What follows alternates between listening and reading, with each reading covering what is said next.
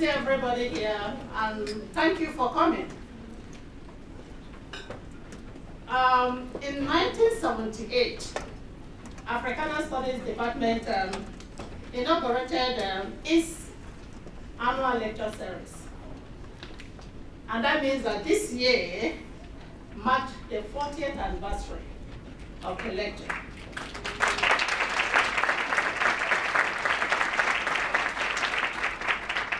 The department named the lecture series after an eminent scholar because of what this scholar embodied. The name of this scholar, as shown in the program you have, is W.E.B. DuBois. Born 1868 and died 1963. Now, DuBois was a pioneer in many ways. An American sociologist and historian who became the first African American to graduate from Harvard University with a PhD. He was also a pioneer in the establishment of Black studies, an influential intellectual, a public figure, and a writer. W.E.B. DuBois was an ardent activist and a fearless Pan-Africanist. He co-founded NAACP, and of course helped in organizing two major Pan-Africanist conferences, one in 1919, and the most fundamental relating to decolonization in Africa was organized in Manchester, England, in 1945. DuBois, to me, and I'm sure to many, was a global citizen. He toured Europe, different parts of the United States, and of course Africa, giving lectures, words of advice, and of course it's not surprising that because he embodied Pan-Africanism with all its in all its ramifications, that he ended up accepting the citizenship of Ghana in West Africa. And that was where he died in 1963. And so the department decided to honor this preeminent scholar in its annual lectures because, of course, DuBois reminds us of activism, sound intellectual scholarship, and of course public service. And so one of the reasons or one of the benefits of these annual lectures is to provide us with a platform for intellectual dialogue, especially relating to experiences of African Americans and peoples of African descent. The lecture also gives us an opportunity to reflect on what DuBois embodied, especially in the area of solid intellectual scholarship, and of course activism. And so we are excited, I'm excited that today we are going to listen to one of the prominent scholars that also embodies those things that DuBois fought for. And with these few remarks, I'm going to invite the UMBC choir for a brief musical interact. So welcome to to the 40th UMBC and the Africana Studies annual lecture.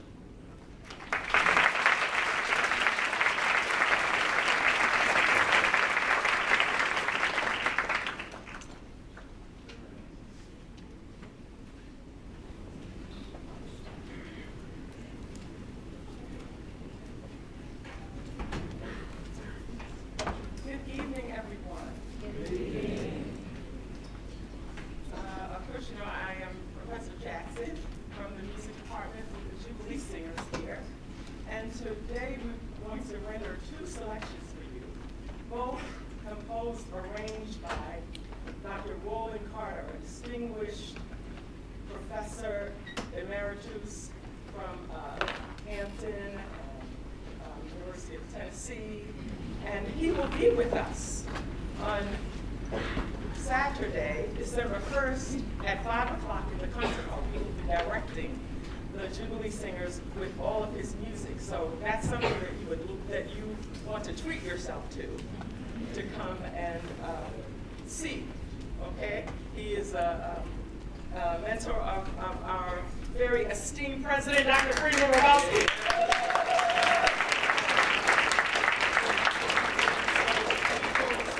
Now, for the Lift Every Voice and Sing, it is traditional that you stand for this piece. This is a concert version, so I will have you stand. I'm going to sit you down for so you can enjoy the rest of it. But for the beginning, you can stand, okay? You don't see my hands.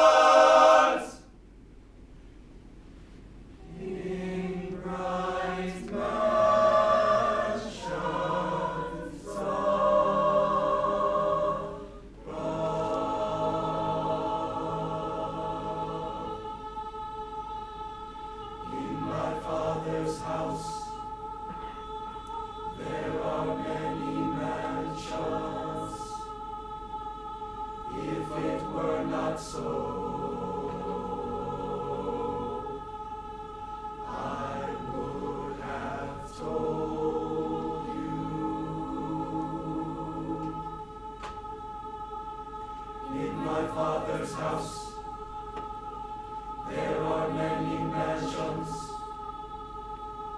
If it were not so, I would have told you.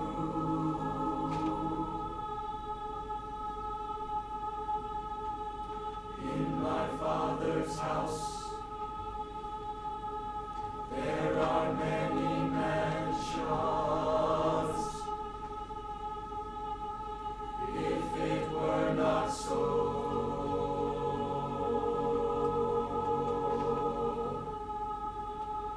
I would have told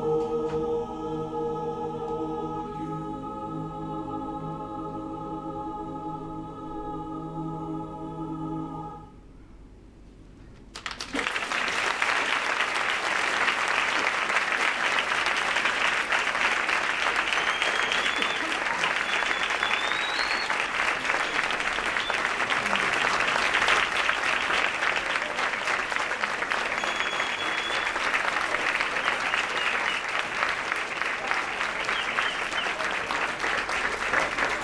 And I would like to introduce Mr. Sam Marshall at the keyboard.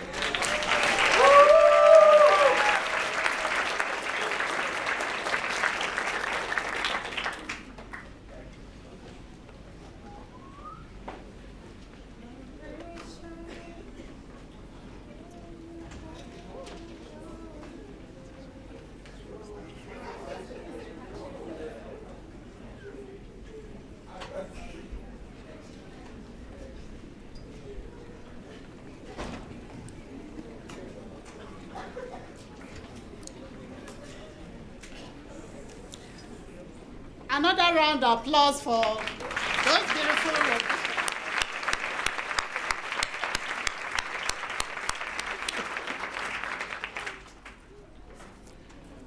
I am honored to introduce Mr. James Wiggins, who graduated from UMBC in 1975 with a degree in political science.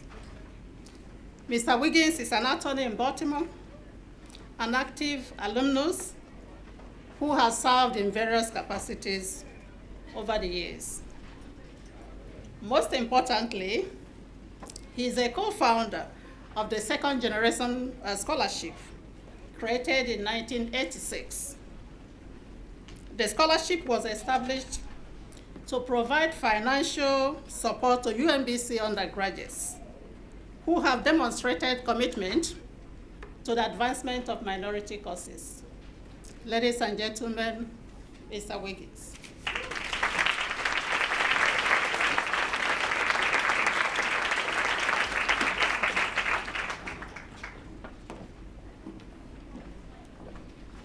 Good afternoon, or good evening.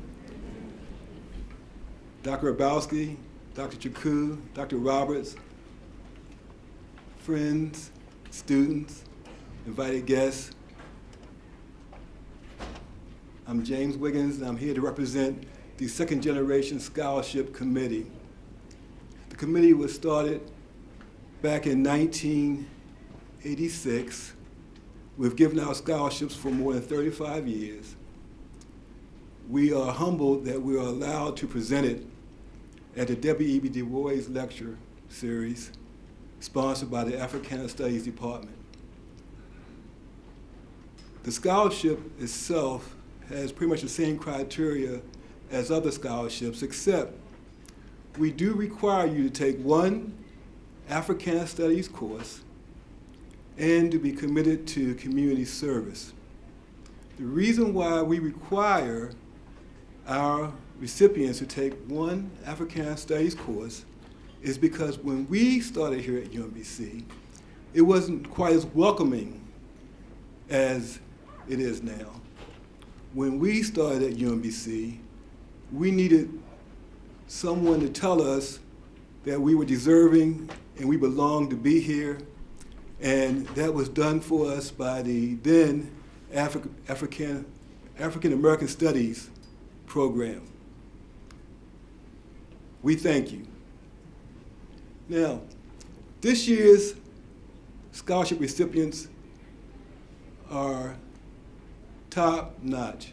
This was the hardest decision we have made in the 35 years of doing this. It really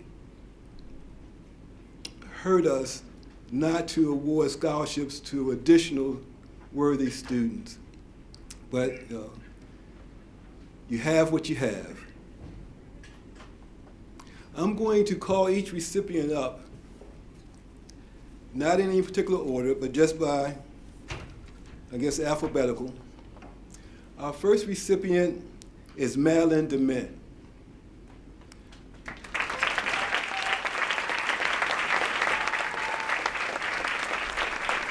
Madeline DeMint is a global studies major with minors in Spanish and international politics. Scheduled to graduate in 2020, she's a member of the Solheim Public Affairs Scholars Program and of the Honors College. She also received a research internship with the Valens Global, where she personally authored 3 reports for the U.S. Customs and Border Protection. During her time at UMBC, Madeline has maintained a 4.0 GPA, all while serving as a volunteer at the Esperanza Center and as a volunteer mentor with the Refugee Youth Program.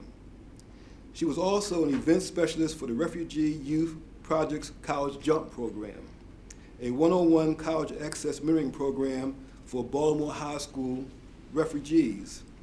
After graduation, Madeline is considering a variety of options, including the pursuit of a Fulbright Fulbright Research Fellowship, or moving directly into a PhD program for international development.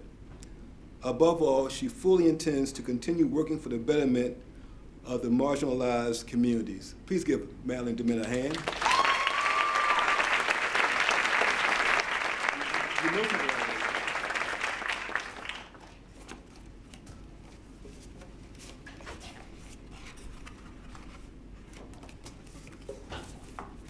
Thank you so much.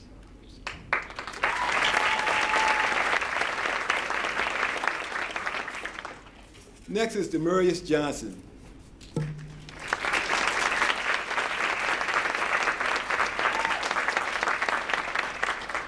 Maurice Johnson, to my knowledge, is the first African Studies major to receive a second-generation scholarship. He's scheduled to graduate in spring 2019. He is a Ronald E. McNair Scholar, has made the President's List, been acknowledged for outstanding achievement in Africana Studies, and recognized by CCBC for outstanding achievement in published research. He is a volunteer with UMBC Shara Center, developing activities and programming to prepare disadvantaged youth for academic achievement and social development. He chose to major in Africana Studies because of his deep interest in the study of history, culture, and ideas of African-descended communities. Demarius is a first-generation, non-traditional student and has supported himself through his academic journey. After graduation, Demarius plans to pursue a PhD in history and is looking at programs at Ohio State University, University of Illinois, and University of Louisville. He would like to teach and mentor other first-generation students. Please give Mr. Johnson a hand.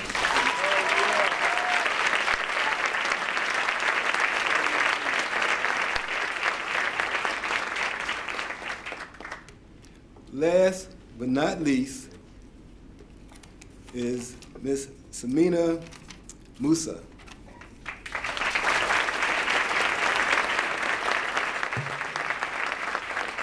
Samina Musa is a chemical engineering major with a minor in entrepreneurship. Scheduled to graduate in 2020, Samina is a UMBC Premier Scholar, a Ronald E. McNair Scholar, a Grand Challenges Scholar, was on the President's List fall 2015 through spring 2017, and named cum laude.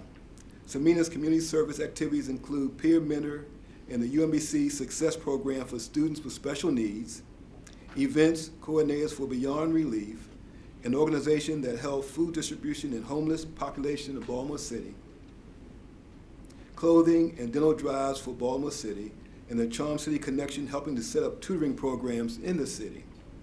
as a McNair Scholar and in her role as an ECHO Ambassador. Was it ECHO Ambassador? ECHO Ambassador, thank you.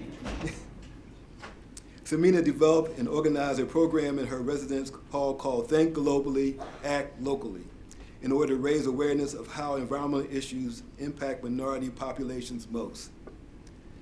After graduation, Samina plans to pursue a PhD in environmental policy and work in the renewable energy industry. Please give her a hand.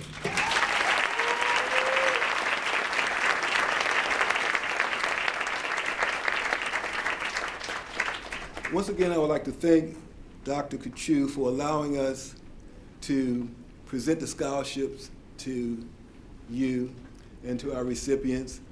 I'd like to say from my heart that I want to thank you all for making my degree at UMBC all that more valuable.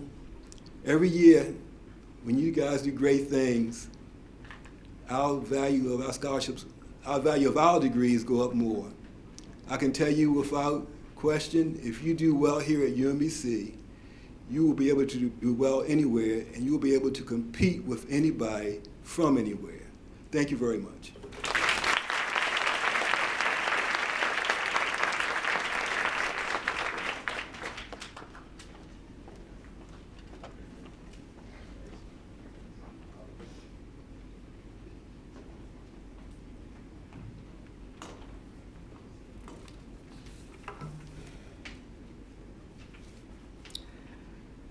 I am so delighted to welcome our guest speaker for the 40th W.E.B. DuBois lecture. Dr. Dorothy Roberts is a 14th Penn Integrates Knowledge Professor and George Wise University Professor of Law and Sociology at the University of Pennsylvania. She has a joint appointments in the Departments of Africana Studies and Sociology and the Law School, where she's also the inaugural Raymond Pace and Sadie Turner Marcel Alexander Professor of Civil Rights. She's also the founding director of the Penn Program on Race, Science, and Society, an internationally recognized scholar, public intellectual, and social justice advocate. Dr. Roberts has written and lectured extensively on the intersection of race and gender in the United States institutions and has been a leader in transforming thinking on reproductive health, child welfare, and bioethics. She is the author of 3 important books, namely Killing the Black Body, Race, Reproduction, and the Meaning of Liberty. And I must add that this book celebrated its 20th anniversary last year and has been very well received within the academy. Her second book is Scattered Bonds, The Color of Child Welfare. And of course, the most recently work is Fetal Invention, How Science, Politics, and the Big Business Recreate Race in the 21st century. She also has to her credit over 100 articles and book chapters and has co-authored 6 books. She has served on the boards of directors of the American Academy of Political Science, Black Women's Health Imperative, and National Coalition for Child Protection Reform, and is also on the advisory boards of the Center for Genetics and Society, the Family Defense Center, Generations Ahead, and Still She Rises.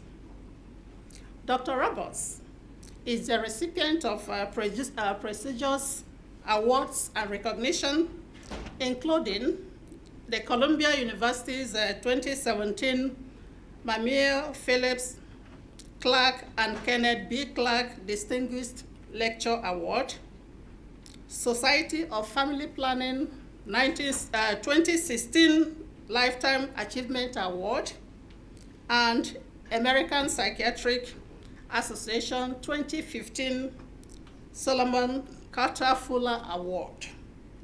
Just last year, Dr. Roberts was elected to the National Academy of Medicine.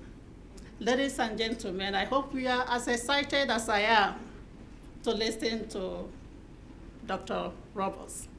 Dr. Roberts.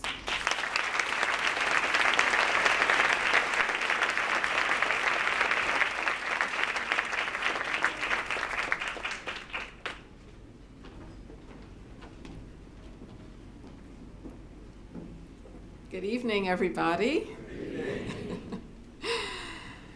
I'm so excited to be here. I've become more and more excited as I spent the day here, especially with Dr. Chukwu and the students, other faculty, and your wonderful president, Freeman Rabowski, who is such a great promoter of UMBC.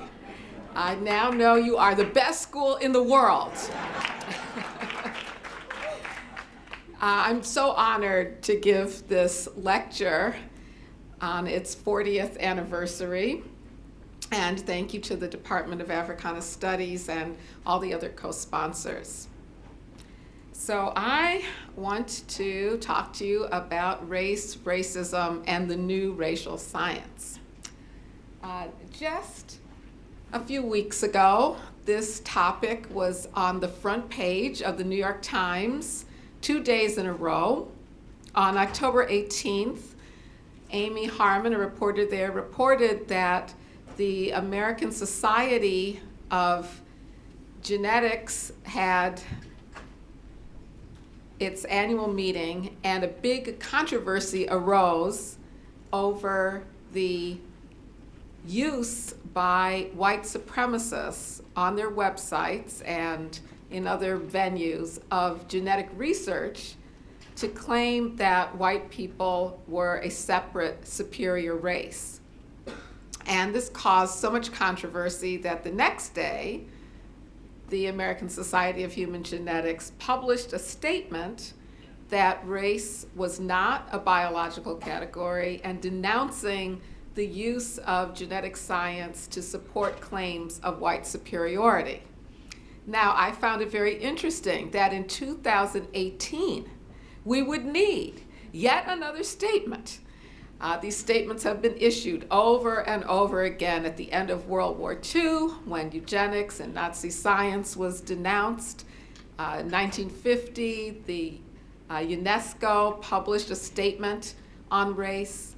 And then with the mapping of the human genome, there were more statements, and there have been many others. The American Anthropological Association and many others have published these statements, and yet the biological concept of race continues to be controversial within science, because while those geneticists denounced it, it is still the case that the white supremacist websites were citing current articles being published in peer-reviewed scientific journals that repeat the myth that race is a biological natural division of human beings. So it remains controversial in 2018. Now, in this lecture, I want to ask 3 questions that I think are at the heart of why this controversy continues. What is the relationship between racism and racial science? Are scientists who study race as a biological category racist? What is their relationship to racism? As I mentioned, many denounce the use of their research for white supremacist purposes. But then what is the connection between science that is based on a biological concept of race and racism? And then that is related to the question of what is the relationship between biology and racial inequality? What produces the unequal status that we see in America today between people of different races, with white people on every count, criminal justice, income, wealth, health, being more advantaged than the least advantaged groups, especially African Americans and Native Americans? What causes that? Does biology have anything to do with it? And then thirdly, maybe more fundamentally, what is the relationship between race and racism? Is the biological concept of race related to racism? And if it is, how? I think we have to grapple with those questions in order to understand why it is in 2018 geneticists would have to declare that race is not a biological concept and does not produce superior and inferior races. How science continues to contribute, though, to that idea. So, to begin with, I think we have to understand the historic relationship between biological science and race, and the role that race has played in concepts, basic concepts of science, modern science. We know that race is an invented way of governing people, and that European scientists were absolutely instrumental in the invention of race. They were the ones that produced the typologies that divided human beings into different races. They were the ones that described how you could tell who was black, who was white, or as Johann Blumenbach said, Caucasian, who was Malay, who was Ethiopian. They used different terms, but very much parallel to the terms that many people use today. What are the distinctions? What are the explanations for how these differences arose? And Enlightenment scientists took concepts from pre-modern science, theological concepts that God created human beings in these natural groups and put them on different parts of the earth. Of course, they said God created white people first in his image, and then other groups descended from white people. Now, we know that that's not true. But then you adapt the theory to God created Africans first, and then Europeans rose above Africans to the heights of civilization.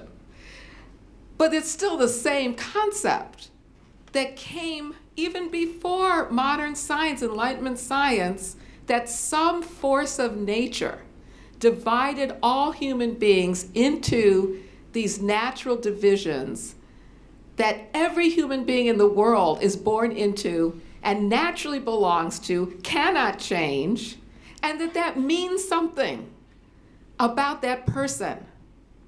Their racial group tells you something about how beautiful they are, how intelligent they are, how rational they are, how civilized they are, how moral they are, how hardworking they are.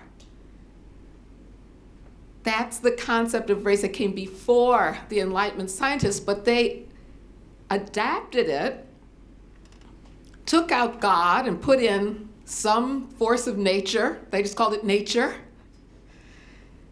And why did they do that? Because it was useful to justify enslaving people who were not European, who they could say deserved to be, were destined to be enslaved because they were of a different race. And that idea that human beings are divided into race then continued to impact science for generations to come. The very idea that nature determines social outcomes comes out of that way of thinking. And whether you say it's just a mysterious force of nature or whether you say it's genes, it's the same idea that there's something in nature, not something in unjust power relationships, that produces social inequality.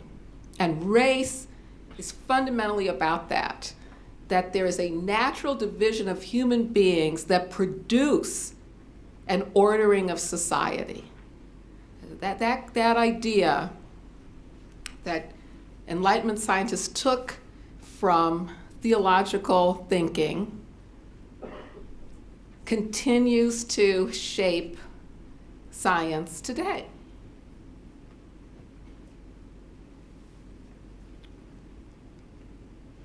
Now, I just want to give one example of this way of thinking from a very famous Enlightenment scientist, Thomas Jefferson. Thomas Jefferson mused over why it was that Black people could not participate equally in the democracy based on equality and liberty that he helped to create. Obvious contradiction.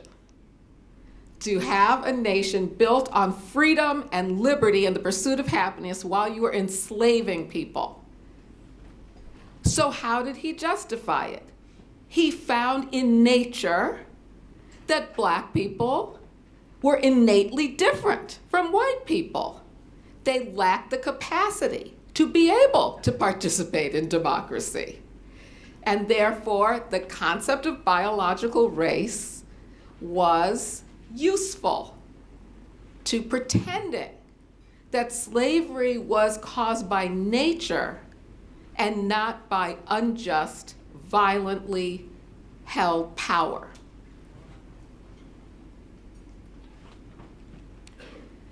I've spent a lot of time thinking about how these concepts have affected policies regarding Black women in particular. That's what my book, Killing the Black Body, was about, and I won't go into detail, but I think it is important to mention that very early on in the colonies, in what is now the United States, in the New World, white slaveholders and landowners had to deal with inventing racial categories in a way that would promote slavery and their commercial and political interests. So one of the very first questions that came up in the colonies is, what is the status, and I'm quoting from a piece of legislation passed in the Virginia colonies in 1662. And the preamble was, whereas some doubts have arisen whether children got by an Englishman upon a Negro woman should be slave or free. So this was the debate. What is the status of a child born to a Black woman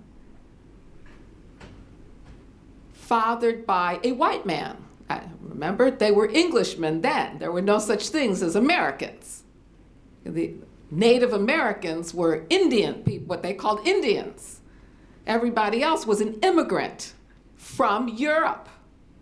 Okay, so these were Englishmen, and of course there's controversy over this, but many of them, of course, would have raped their African women they enslaved, who of course had no rights to resist or complain because they were the property of these men. But here you have these children who have white fathers.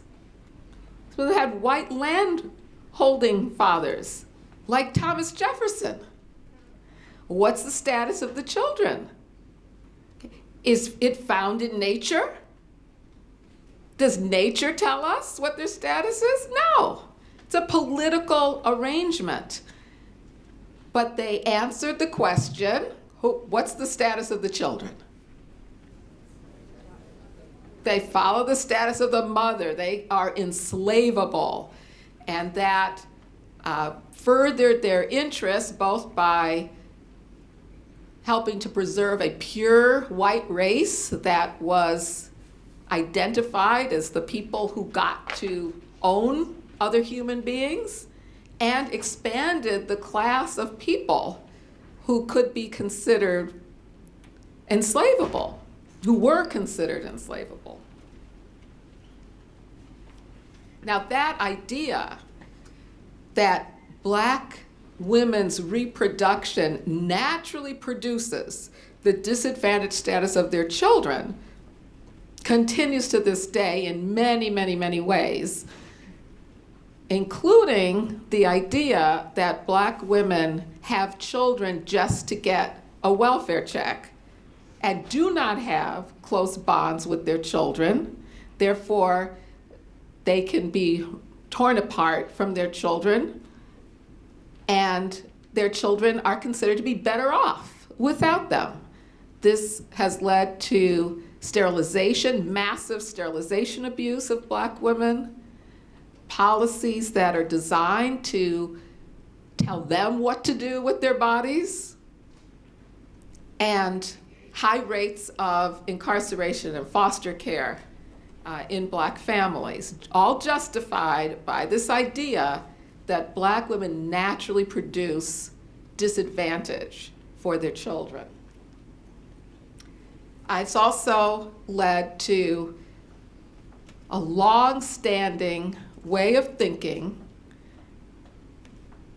evidenced in the eugenics era in the United States, but also in more recent times, the idea that the reason for race and class inequality in the United States and around the world is because of genetic inheritance. Again, it's natural. People who are disadvantaged, according to this theory, are disadvantaged socially because they inherit the traits that make them incapable of succeeding in society. And many of you are too young to remember this, but in 1994, there was a bestseller called The Bell Curve by Charles Murray and Richard Herrnstein that argued that race and class inequality were produced by inequalities in genes. Genes which made poor people and black people less intelligent, and therefore that explained why they did not have the incomes and the educational attainment of white people, especially wealthier, middle-class white people. Now, in 2000, there was yet another hopeful moment when this kind of thinking was thought to be changing, and that was with the mapping of the human genome, a major government project to sequence the entire genome of human beings. When the first draft was unveiled at a White House ceremony by Bill Clinton and the major scientists, they all went out of their way to say, the map of the human genome shows that there is no such thing as race at the genetic level. It was clear then that everyone was waiting to see if here there would be confirmation. But they all said, including Francis Collins, who's now the head of the NIH, there is no evidence of race at the genetic level. Bill Clinton said that in genetic terms, all human beings are 99.9% the same, and he should have emphasized more that there is a lot of genetic variation in the human species. You know, we're all different from each other, everybody is. But that variation doesn't fall into these big groupings that are socially constructed and politically invented that we call races. And so many of us thought, hallelujah, finally, scientists are going to move beyond this same notion that some force in nature created all human beings into these separate races and begin a new transformative science that actually says maybe we can study human beings without dividing them into race. Maybe there's a way to treat patients without dividing them by races. Maybe there's a way to find cures for cancer without dividing people into race. Maybe there's a way to have a democracy without dividing people into these natural races. But I was shocked that instead of that, I began to read headlines. In my paper, I follow the New York Times, that the next phase of the Human Genome Project wasn't to study human genetic variation without race. It was just the opposite.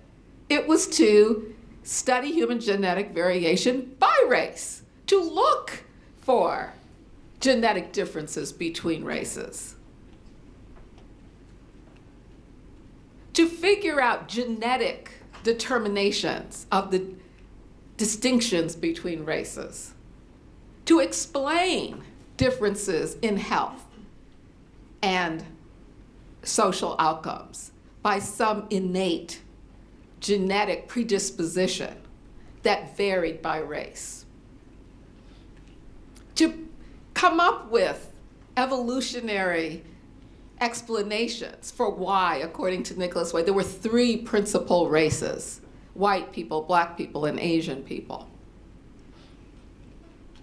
I was shocked. And I started doing research to see whether or not Nicholas Wade was right, and this actually was a trend. I found out actually this was a trend, that there was an increase in research on race-based genetic difference after the mapping of the human genome. That there were genomic scientists who were claiming to be able to find race in genetic clusters of genetic similarity. And that there were many, many biomedical researchers explaining health disparities as natural outcomes of genetic predispositions. So one thing that I discovered was that many scientists were taking that old concept that God created the races, put them on different continents, meant them to be separate from each other, that was dressed up as an evolutionary concept, that all human beings originated in Africa, but then different subpopulations left and evolved independently of each other to form separate races. Now, I have yet to find in these theories where the dividing lines are and why it was that for tens of thousands of years, in order to develop these races, people could not cross those lines. And when in human history did this happen?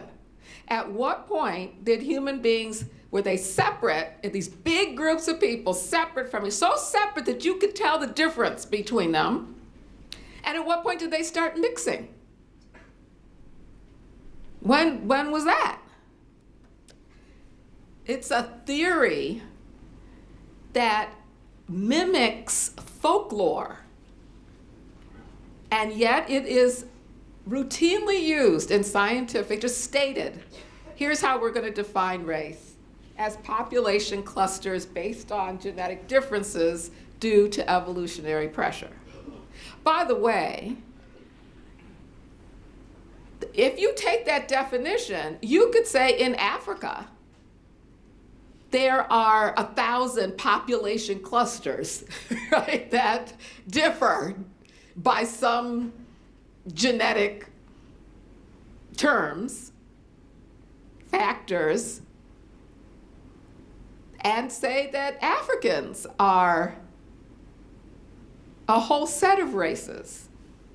But there's certainly nothing that would suggest that Africa, anybody of African descent, no matter how much ancestry they have from other continents, is a separate race. Even that definition doesn't account for the one-drop rule that we have in the United States, which is clearly a made-up rule. As I just said, those colonists in Virginia could have just as easily said, if it met their political interests, that those children were white. You know, something I use this example, sometimes it gets people to see that this is made up, and I ask them, why is Barack Obama a black man with a white mother and not a white man with a black father? Why? Does it say that in his genes somewhere? No, it's made up. It's made up. This definition doesn't tell you what race Barack Obama is.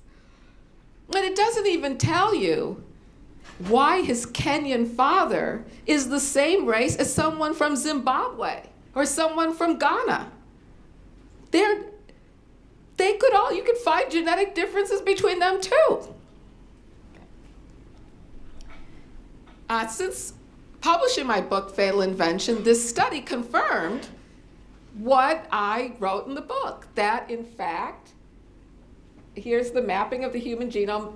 This dark line represents articles on race and genetics that treat race as if it were a biological category.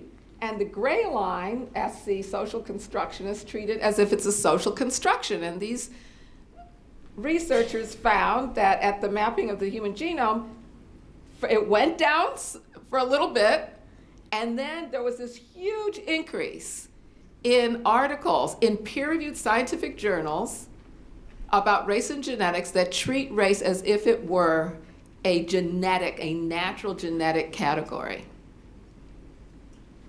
In biomedical research, it is very common for biomedical researchers to treat race, and most of them, very many of them, are looking for explanations for why black people have higher rates of hypertension, higher rates of extreme preterm birth, higher rates of infant mortality, higher rates of diabetes, I could go on and on and on. Higher mortality from all sorts of cancers. Why? And many researchers are looking for some genetic reason why, that there's something, for some reason, people with any amount of African ancestry evolved to be predisposed to death and illness. Okay, that is such an absurd proposition. I don't even know why anyone would study it when there's so many reasons why we could see that black people's health would be affected by discrimination, structural discrimination. Just look at the stress from police profiling. Just look at the lack of nutritious food in many segregated black neighborhoods, the proximity to toxins. I mean, we could, I'm sure we could sit here and come up with hundreds of reasons why structural racism produces unhealthy outcomes for black people. But instead, we've got many, many scientists who are looking for what is it innately in black people. And so this hypothesis represents many studies.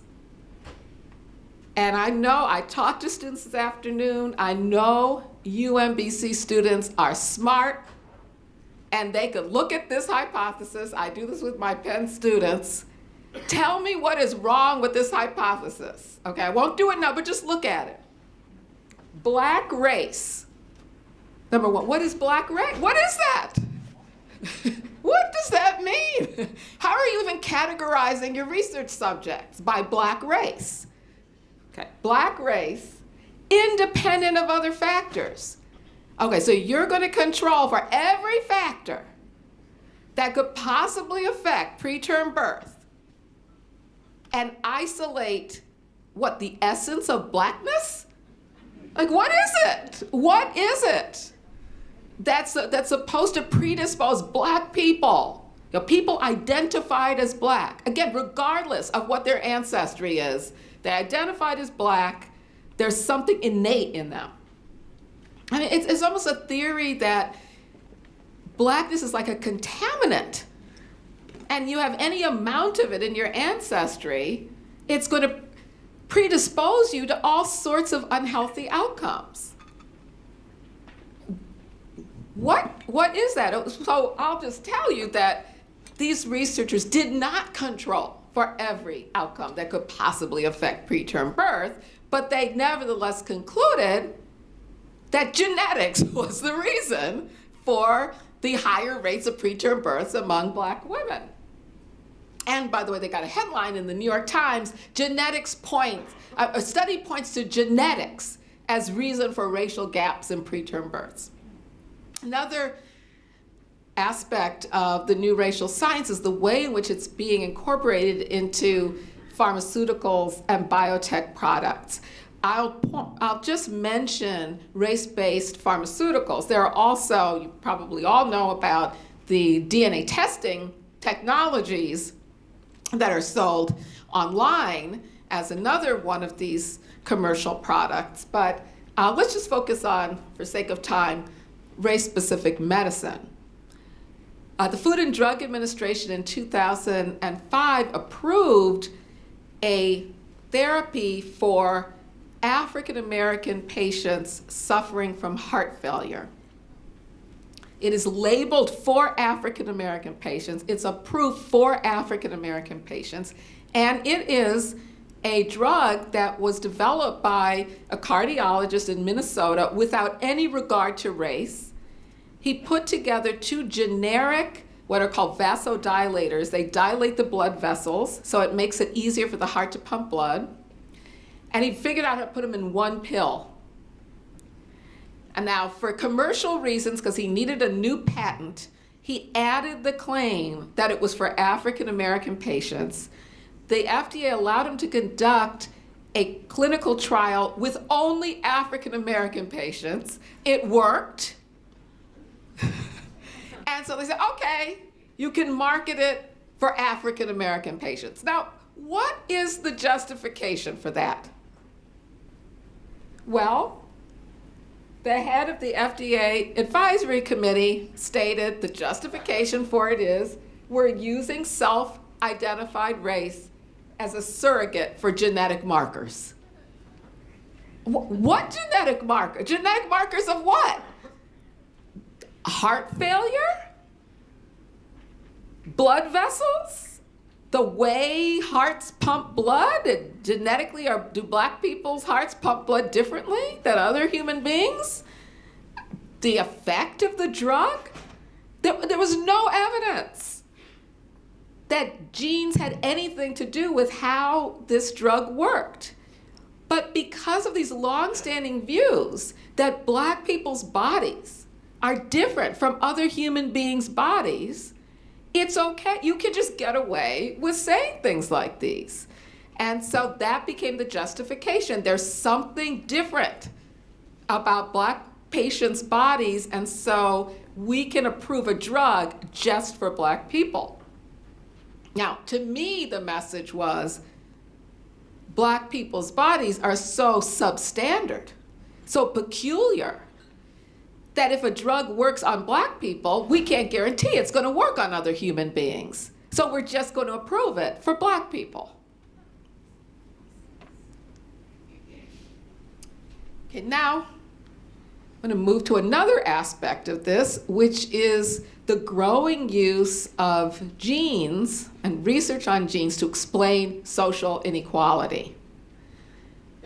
Social inequality, like the big one, is differences in educational attainment. But there's others as well. I mean, but some of them have come out, differences in voting, differences in gang membership,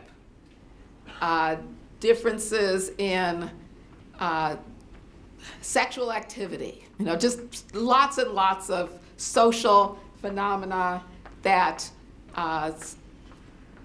often collaborations between social scientists and biological scientists are attributing to differences in genes. And so they're using genes to identify and control for the portion of IQ or income, whatever outcome they want to attribute to genes that results from genetic differences versus social differences.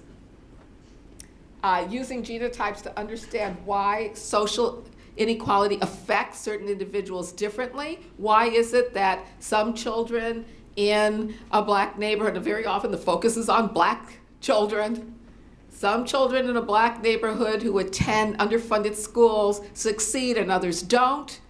Well, it must be because they're genetically superior. Or they won't use the word superior, advantaged, that's the word. Instead of intelligence, they're using educational attainment. Instead of superior, they say advantaged. So can we identify the genetically advantaged children, give them certain resources, and then the genetically disadvantaged children, and we'll give them special programs to help them. But my response to that is, when in US history has identifying any group of people or individuals as genetically less advantaged helped them? We have a long history of sterilizing those people, incarcerating those people, vilifying those people, putting those people in special programs that are inferior. Why do we think that this is going to help people who are predicted to be less successful in school? And will it only be used to identify individuals, or is it going to be used to identify whole groups of people who are predicted to be less successful? And in our political climate today, do you see the Department of Education helping people, whole groups of people? And stereotypes are going to play into this, who are supposedly genetically predisposed to failing in school.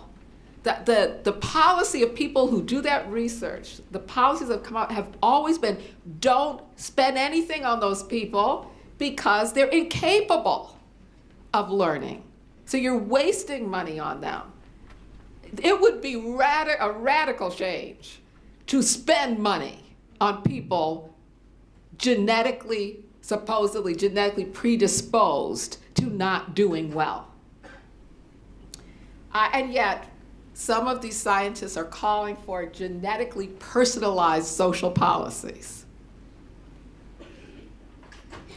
In fact, this study from 2017 claims to be able to predict educational achievement for individuals directly from their DNA. And note, it says this is a turning point in the social and behavioral sciences. We don't need to look at their social context anymore. We will just predict how well they will do from their DNA. Published in Molecular Psychiatry, a peer-reviewed journal, in 2017. So, I've been talking about so far ways of thinking about the relationship between biology and society that state that biology produces social inequalities. Now, there is a growing body of research that is looking at how social inequality produces biological differences, has a biological effect. And that research, I think, is much more promising because it doesn't consign people to a lower social status because of their biology. And it also recognizes that social inequality is produced by structural forces, not by nature. And here we need to celebrate W.E.B. DuBois, because at a time when the dominant view coming out of slavery was that black people were a peculiar race who had peculiar diseases, and their peculiar bodies were suited to be enslaved. In fact, the theory was that black people were better off enslaved for medical reasons. And so after emancipation, black people's poor health was attributed to their innate inability to adjust to freedom. Because black people were supposedly better off enslaved. That was the dominant view of biological and social scientists at the time. DuBois challenged that, and I would argue he was the first social scientist to integrate, to synthesize biological and social thinking. And his conclusion was the opposite. It was that black people's poor health stems not from innate predispositions, but from the impact of social inequality, structural racism on black people's bodies. Now, this new research, actually, we can credit DuBois doing back in the turn of the 20th century. I hope you had a chance to read that quote. It's quite funny when he says, they treated Irish people the same when they thought Irish people were inferior.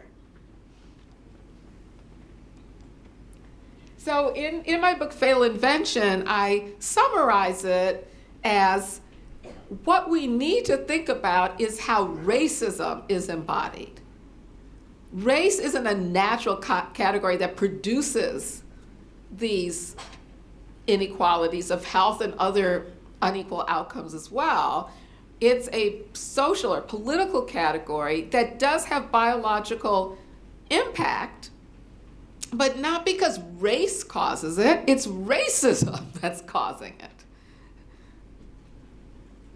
Race doesn't produce it, it's the impact of racism treating people who are determined to belong to different categories differently. As a New York Times headline I prefer, an op-ed piece stated, "We're sick of racism," literally. And more research is showing that racism itself, both the structures of it that produce segregated neighborhoods that have unequal resources, but also just experiencing the stress of racism. Racial discrimination has negative effects on people's bodies and produce bad health outcomes.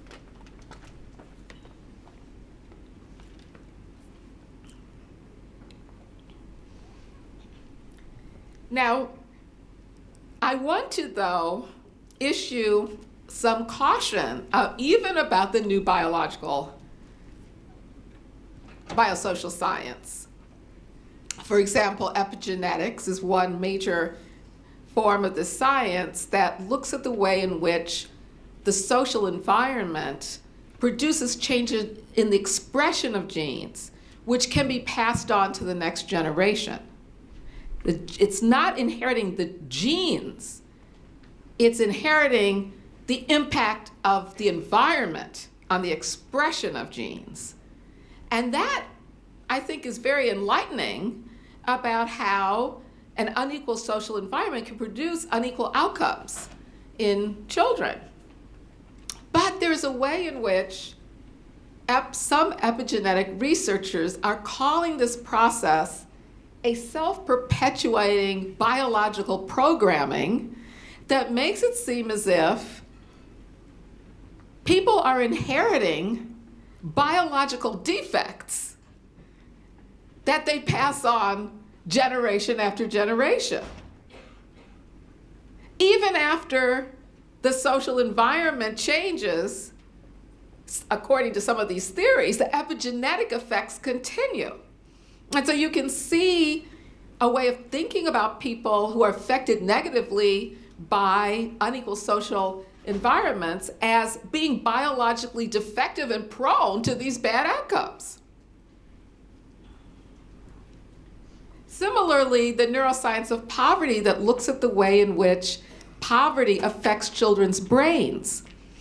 And many researchers are looking at how poor children have less gray matter in their brains, and then explaining that the reason why they don't do as well in school is because of this damage to their brain.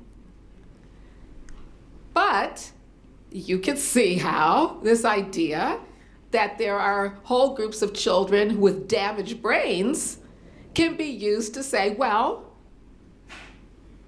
there's not much we can do for them because their brains are damaged, and also a way in which it focuses on the gray matter in their brains instead of the structures that are actually keeping these children from succeeding educationally.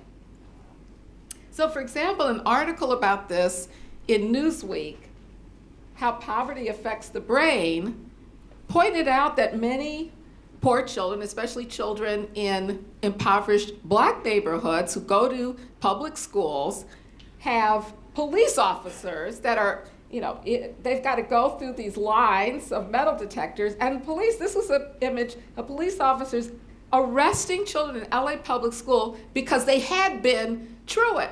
So they come to school, instead of celebrating that they came to school, they're arrested and taken off to juvenile detention. All right, now all of this directly keeps these children from learning. But what the article focused on is that experiencing this affects their brains, and it's because of the lack of gray matter in their brains that they can't learn.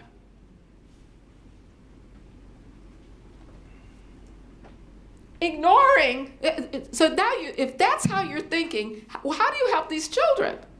Do you stop this from having to tell the police, don't arrest children when they come to school? Well, that's not what the solutions are focusing on. They're focusing on how do we treat the brains of these children.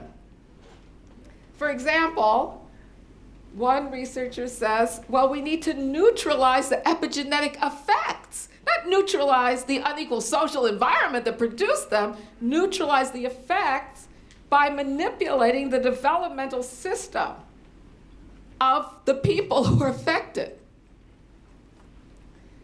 Another points to pharmacological and behavioral interventions.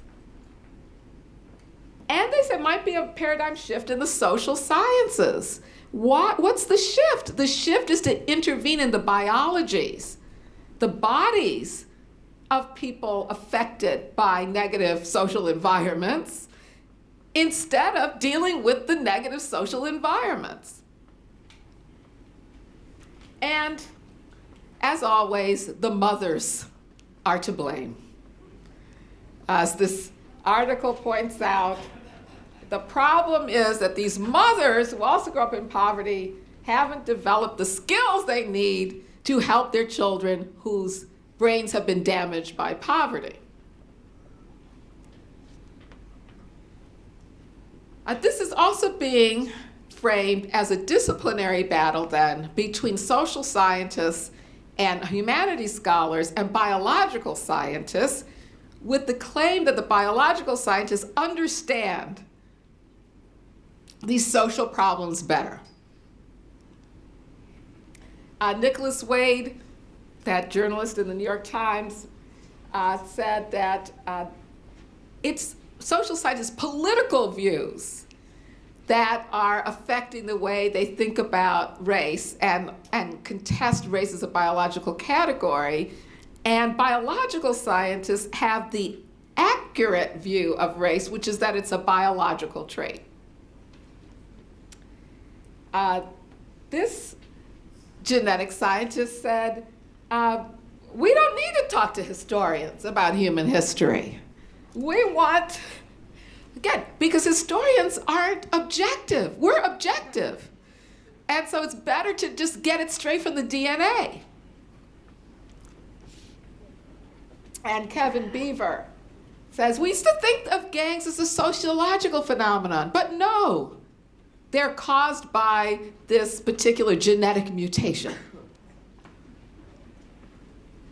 Sociologists have even argued, some, that we sociologists should use genetic definitions of race in our research, and the sociologists just explain how race operates in society, but we're talking about a biological category.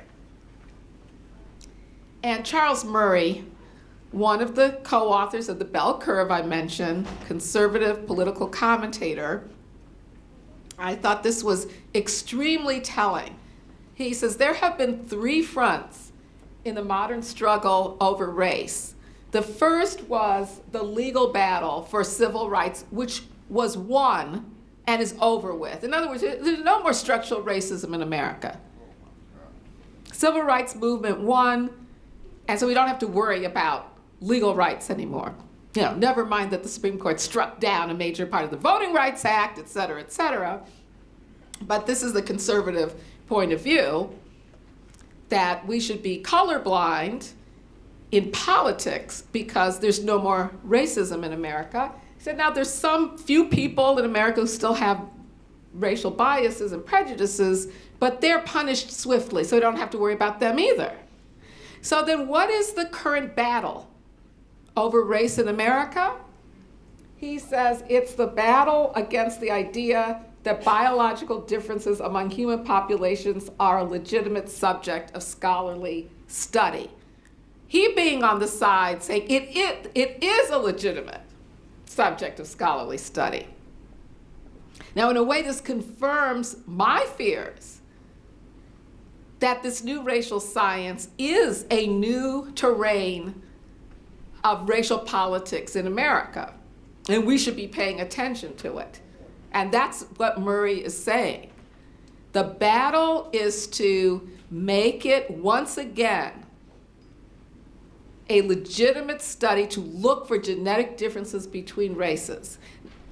And as I've suggested, it never stopped being. It's actually increasing, but his point is that this is a political issue that needs to be fought, and it's critical to race relations in the United States today. So the view is that there used to be this ideological use of race for repressive purposes, but today scientists can use biological concepts of race for legitimate research.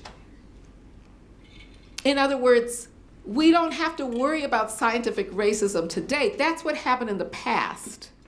Today, these concepts of biological race are once again legitimate because scientists today aren't racist like they used to be. And so they get alarmed when white supremacists, avowed white supremacists, are using their research, using their technologies to support their claims of white superiority. But what they say is it's that the racists are using it, the research itself is legitimate. So rather than denounce the biological concept of race, they say as long as white supremacists aren't using it, it's legitimate to study, do research on, use it to explain health and social inequalities. Again, as Wade says, it's a biological reality, but it's a politically fraught idea with sometimes pernicious consequences, you know, when white nationalists use it. But as long as we're not white nationalists, we can continue to use it. Now, remember I said one of the fundamental questions in understanding this debate is what is the relationship between race and racism? And I would argue that that argument, like Nicholas Wade's, Charles Murray's, but also the scientists who are claiming that this is not the same as past scientific racism, they are all making a fundamental mistake about the meaning of race and its relation to racism. they are arguing that race is a natural, real category, biological category that sometimes produces racism if it's in the hands of racists. But in fact, if we look at the origins of race, we see that first came racism. First came the desire for one group to dominate another group, to enslave another group, to take the land of another group. And they had to invent race to justify it. Once we understand that race is a useful tool of racism, but racism has to produce it. It's a requirement of racism. You have to divide people into races in order to have a system of white supremacy and racism, structural racism. And that's the relationship that these new racial scientists don't understand. They don't understand that race is not a natural category that's sometimes misused. It's a category that was invented to govern people for purposes of implementing racism. And so, I think it's necessary, perhaps more necessary than ever, especially in the political times we are in now, that biological scientists, social scientists, humanities scholars, communities of people who want to end racism in America and around the world, who believe in our common humanity, come together to finally dismantle this concept that has been false from the beginning and has been used to cause all sorts of human destruction and justify it as if it were natural. And so, how do we do that? I don't know all the details of how to do it. The point is we have to be willing to do it. We have to start on the path to do it. And at bottom, what I'm calling for is for us to affirm our shared humanity by ending the political system of race, which is what has perpetuated the inequalities that are what really divide us. And so I will end there. Thank you for your attention. And if we have time, I'm happy to answer questions.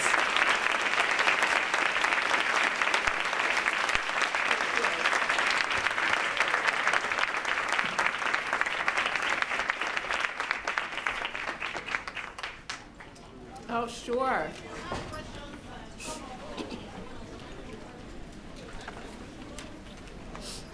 Let me start. Okay, sure. The question. Is this it? Here's the question. Okay. I was just looking at several science articles that agree with you completely. Yeah. And so you've got all of these mainstream scientists who clearly know that you are accurate. Yeah. In your opinion, given that you are with the National Academy of Medicine, has the National Academy done all it could do and can do to dispel the notion of this or not? No, I don't think it's done all it could do. Yes. Even though it is well established that race is not a natural category of Yes. human beings, Yes. it is that idea is still deeply present, almost embedded in the very technologies of science and medicine. Yes. One example I give is a test for glomerular filtration rate, which is an important indicator of kidney function. Okay. The test is reported one number for African Americans, another number for non-African Americans. It assumes that the amount of protein that's in the body Yes. means one thing if the patient is black, and another thing if the patient is any other human being. Now that is embedded in the technology of this important test for kidney function. That's just one example of many.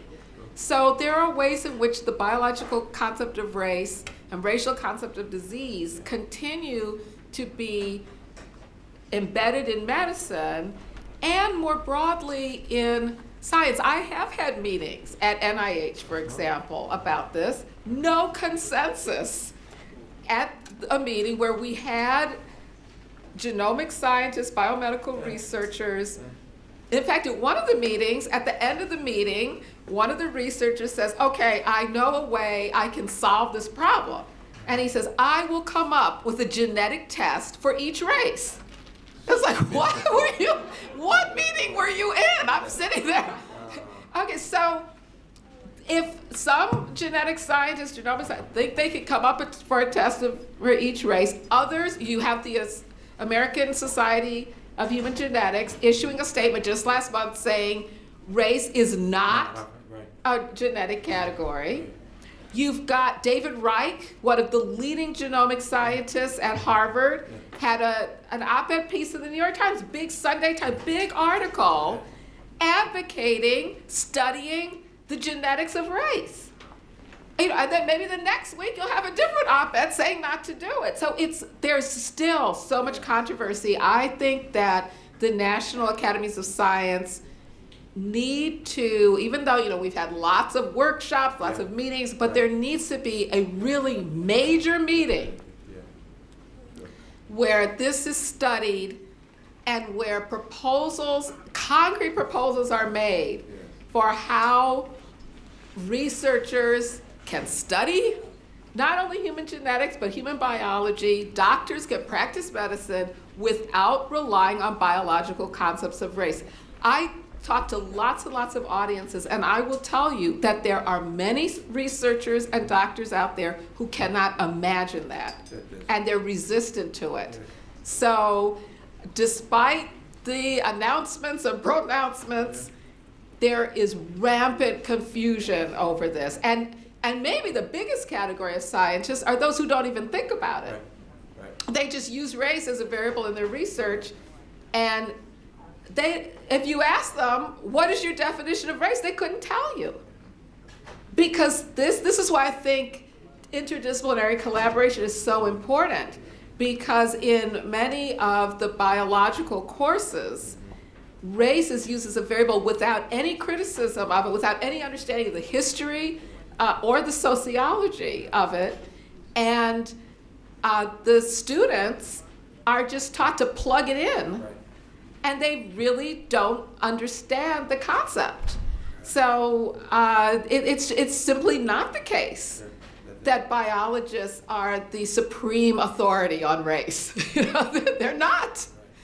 They're not. Nor are sociologists the supreme authority on biological differences. But we can learn from each other. Okay, Dr. Chukwu's telling me I gotta move on. Even the president. But thank you for that question. Give her a hand for her honesty. Oh, yeah. Hi. So my question, I think, falls within the, earlier you mentioned something about looking at the biology and then the social differences versus the social difference as the cause. Oh, okay, yes. So we are definitely guilty of just plugging race. Yes. I'm a statistician at the Yeah, training, yeah. and we definitely use race Yes. as like the big variable. Yes. But my question to you, how can we distinguish people for the sole purpose of understanding the circumstance that everyone, like how can we find that balance? Yes, okay, so to me, the question is, why are you using race as a variable? What is the purpose of it? Because whether we're talking about research, sociological research, biological research, biomedical research, genomic research, medical practice, however race is being used as a variable, what does it represent? What is the purpose of it? So to me, race is an important variable if you're studying racism. But if you're not studying racism, then I think you have to ask, am I using race as a proxy for something that's more important? I know in medical practice often doctors say, well, we have to use race because we don't have time to look for what we know is a more important factor. Well, and my response is, but actually when you use race, you are causing harm sometimes. So you can't say it's always better to use it. Sometimes it's harmful to use it. I was talking to the students today. Doctors routinely use race as a proxy for the sensation of pain. Yes, because multiple studies show that doctors undertreat black people for pain. And a recent study out of University of Virginia showed a significant number of residents there believed that black people's bodies experience pain differently, that black people have thicker skin than other human beings, so don't feel pain the same, have less sensitive nerve endings, so don't feel pain the same, and there, race is being used as a proxy for what the patient is feeling. Instead of asking the patient what the patient is feeling, or just going by human bodies, that if you have a broken bone, long bone fracture, you are feeling pain. Or if you are a child in the emergency room suffering from diagnosed appendicitis, that the child needs to be treated for pain. I mentioned that because there was a study a couple years ago that showed that black children are a third as likely to receive opioid pain treatment for severe pain from appendicitis than white children. Now that is based on the stereotype that black people are predisposed to drug addiction and white people are immune from drug addiction. And I could give a whole lecture on how that stereotype led to the opioid epidemic, which is part of the reason why white people's mortality rate is actually going up in the United States because of so many overdose deaths. So there are harms that come from it. And so we have to think more carefully, why is race being used? How is it being defined? Why is it being used? How does it fit into an intelligent research design, not one where it's just plugged in without any reflection? It's interesting how you have an advanced scientific study with lots of explanations and equations, everything else, for every other variable, but race comes in and there's no definition of it.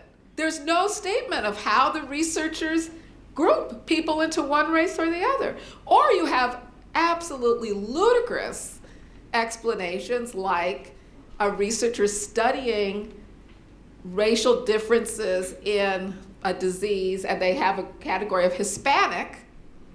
These are supposed to be innate differences in Hispanics. How do they identify the Hispanic research participants? By Spanish last name. Now, how can your last name reflect genetic difference? But again, this is the sloppy kind of work that's done.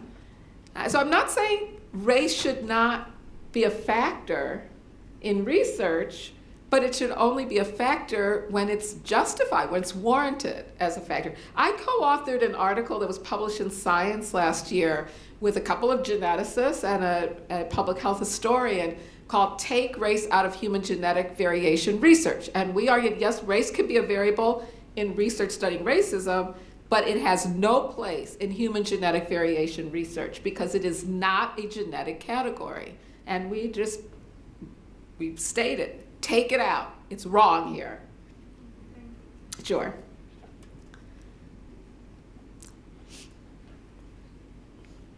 Hi. Hello. So in my class, we've been actually reading Fatal Invention as part of the course material, and we actually just wrapped it up today, right before the presentation. And I had one of the questions about something that you had in one of the latter chapters of the book. Okay. We were discussing the development and accumulation of genetic information for genetic databases. Yes. And in it, you raised a lot of concerns for it, especially since it was in many states based off of arrests. Yeah. There was a disproportionate number of people of color that were being arrested. Yes. And so a disproportionate number of people being codified in these databases Yes. for people of color. Yes. And I was wondering if you had any further development, since the book is around 7 years old now, if there was anything else. It's all gotten worse. Let me just say. If there was anything new that you had come across or any new concerns you had regarding that. Is it that long? And we haven't solved the problem yet.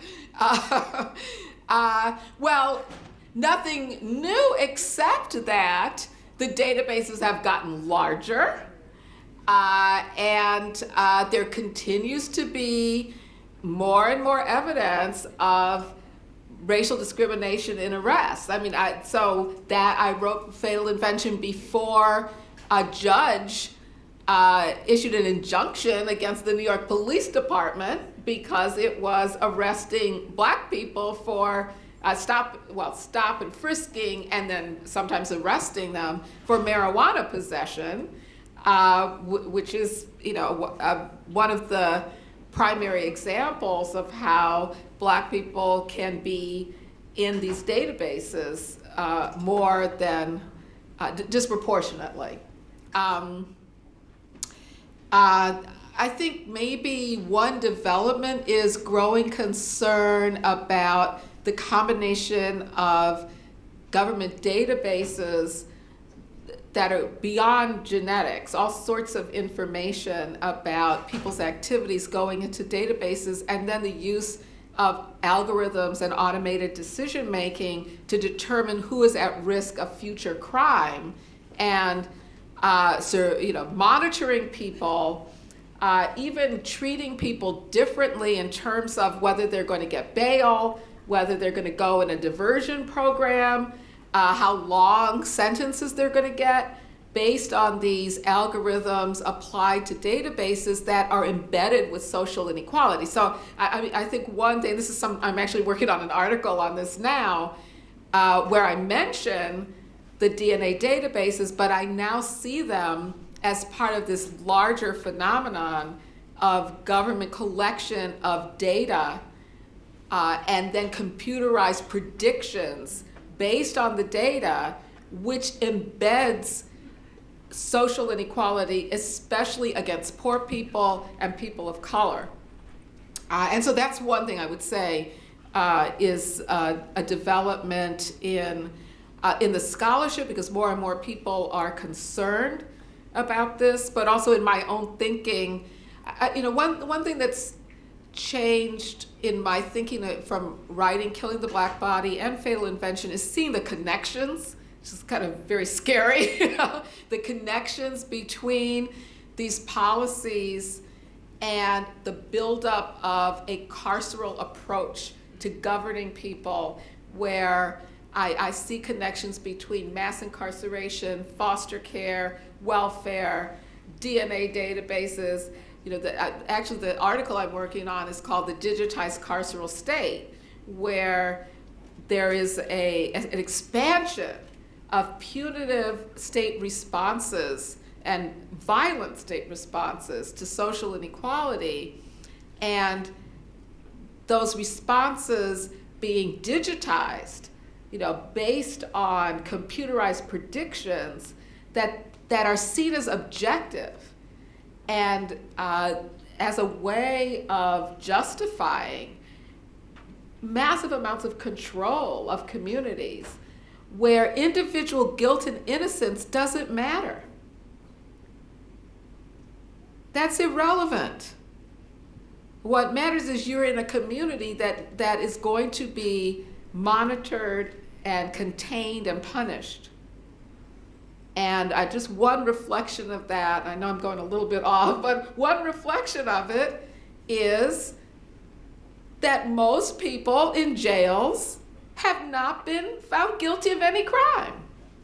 They're there because they're too poor to afford bail, and many of them eventually plead guilty to crimes, whether they commit, it doesn't matter if they committed the crime or not. That's irrelevant. What's relevant is that they're being managed. And this is why then when a researcher says, well, I'm going to study the gray matter in the brains of those people to see, why they can't keep out of jail. No, that's not why they can't keep out of jail. It's because of these repressive policies that are circulating them deliberately in and out of jail. And then you say, well, let's look at the genes to determine why their health is so bad. No, the genes, it's not their genes. He said it's unhealthy to spend time in jail, let alone the disruption and the stress to your life. Well, that's just one piece of it. I could go on with every single institution where this is building up. And so that's what I would say in my own thinking about it is a development since fatal invention, is how it's part of a bigger system that is full of these mutually reinforcing institutions that then are being digitized. It's pretty scary when you think about it. It's pretty scary. And then to have people in power that are trying to erode all of the ways we can challenge that. Just with a stroke of a pen, destroy the means of challenging it so that, right, it used to be that voting was a way to challenge it, and I'm not saying not to vote, but look at this past election, just the obvious suppression and corruption. There are just so many things like that, okay? Dr. Chukwu is saying, okay, enough, you've gone too far now. No, I know, I have a train to catch. Okay, right? we're gonna take one final question. Okay. And Dr. Roberts is going to be autographing her book in the lobby. For those of you who have not purchased the book or care to purchase the book, in the lobby. Last question. Okay. I wanted to start by saying I'm so thankful for your work. Oh, thank you. And so appreciative of your words tonight. I'm an internal medicine doctor, Mm-hmm. and so feel particularly responsible since it often feels like medicine is the last stronghold of white supremacy. And, and some people think that one of the ways to fight that is to get rid of racial categories altogether. Yeah. Or at least stop measuring data by racial categories. Yeah. And I'm not saying that's what we should do. Right. But, France, Cuba, right. It doesn't make racism go away. It doesn't. But I hear a lot of my students, medical students, are very, very confused about this. Yes. Because they're taught by faculty who are very confused about yes. it. And so what medical students often say is, well, what about the fact that this drug, and I'm not talking about Bildil, but other cancer drugs, for example, have been found to be more effective in this race as opposed to that race. Yeah. And then they get very confused because they say, well, I want to know my patient's race because I want to give them a treatment that's more effective. Yeah. And so you've addressed some of this, but I guess I'm wondering, what have you, in your many decades of trying to teach medical students and doctors like myself, why race-based medicine is racist medicine? Right. What do you find to be really effective strategies in terms of re-educating or at least addressing the miseducation? Yeah. Well, one is to show ways in which race is irrationally embedded in medicine, like the glomerular filtration rate, where it just doesn't make sense to treat Black people differently from all other human beings. So places where either race is embedded or it's used as a proxy when we could easily use a better proxy for it. The other, but I have learned not to do it right away with doctors, is to show the history of the racial concept of disease. Now, if you do it right away, they'll say, "Oh, but I'm so different. I'm not a slaveholder. I'm using it for different reasons." But if you show first, well, actually, you're using it in ways that are unjustifiable, and your justification for it sounds very much like the justification that Samuel Cartwright used for it in the 1850s.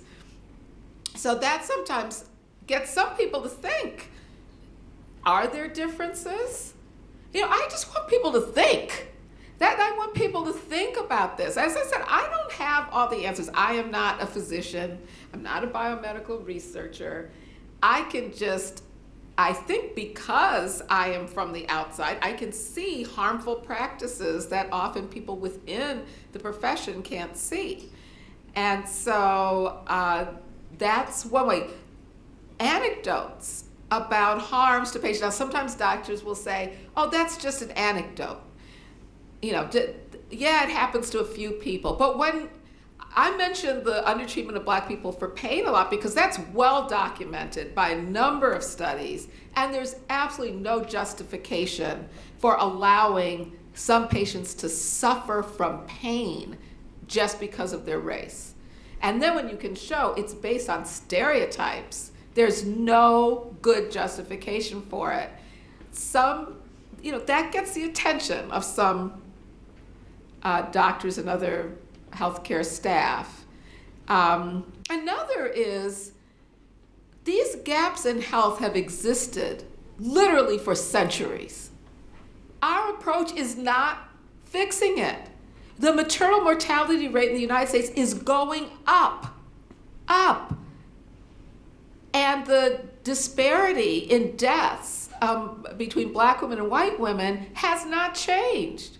So the way that we're addressing it now is not working. So something needs to change. And then also I think in each of these areas where race is seen as the best way to determine what drug somebody should get or what dose somebody should get, I think one thing you can do is look at where did that come from? I have learned that a lot of medical practice is based on folklore. It comes straight out of slavery, some of it. And you look, what are the studies you rely on? There's studies conducted in the 1930s, the 1940s, and they just get repeated over and over again. And so look, what is the basis for that? Is it right? I used to think that there was some basis for some of the things that all the things doctors do, some basis. And the more I have studied this, the more I'm shocked at how some of it is just hearsay passed down or old studies based on small samples. Not all of it, but some is. And then also, if you can get people to think about what is the definition of these groups we're calling races? Again, how can it be that all white people, all Black people, all Asian people, all Native American people's bodies function the same way? That just can't. Isn't there something more refined we can use? And doctors will say, well, we're going to test everyone genetically, and that's the precision medicine we'll use. Well, first of all, genes don't determine everything. But even if they did, when is that going to happen? They've been saying that since the mapping of the human genome. And it hasn't happened yet. So in the meantime, if there's this idea of precision medicine that's better, isn't there something in between 5 racial categories that came out of, the 1700s and precision medicine? There's got to be something between those two that we can explore.